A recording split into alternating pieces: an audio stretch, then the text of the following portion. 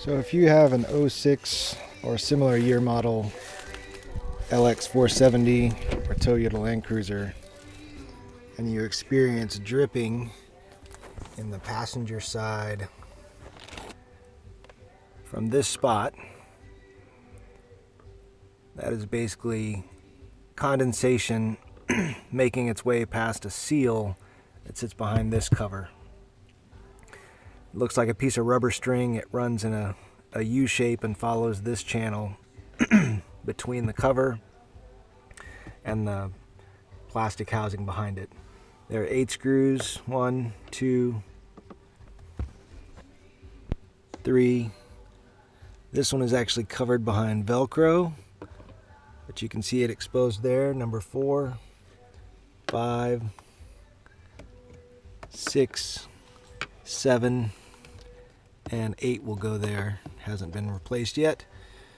But the reason I'm making this video is even with all 8 screws pulled, this metal bracket here is very difficult to get around. There are plastic points which stick out, so this cover has to move about a 1/4 inch toward the back of the vehicle away from the firewall. And doing so, it immediately hits this metal bracket. Obviously there's not much clearance between the bracket and the lower crossbar here of the dash. It is possible to get this cover off without removing the entire dash, but it's very difficult. Disconnect all these electrical connections. If you just need to replace cabin air filters, that is,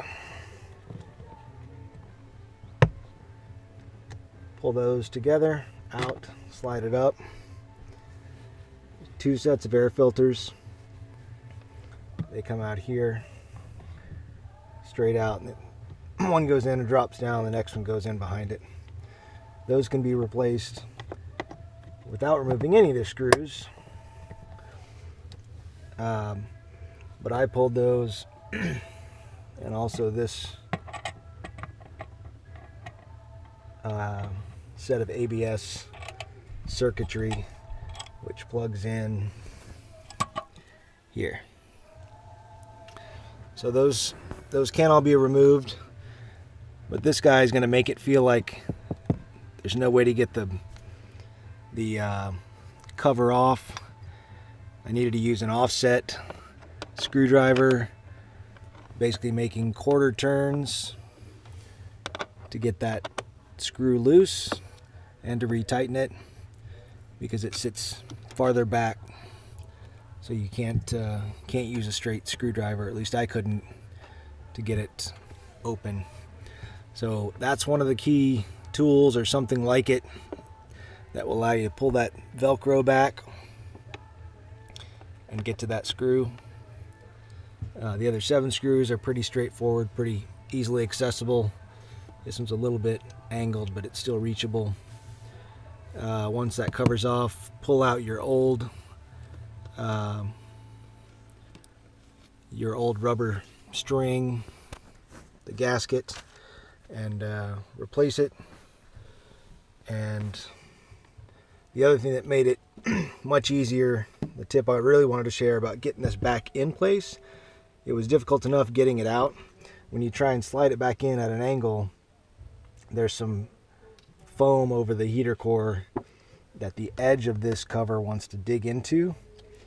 So I slid this up between the housing and this plastic cover as I tried to put it back in place, and that way it could slide down with this piece of plastic in between the two.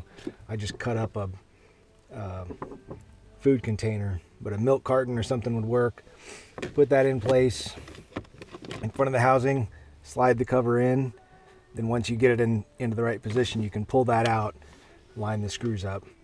Otherwise that bottom edge is going to dig into the foam and make it really difficult. That's it. Hopefully that saves someone else some headaches. Good luck.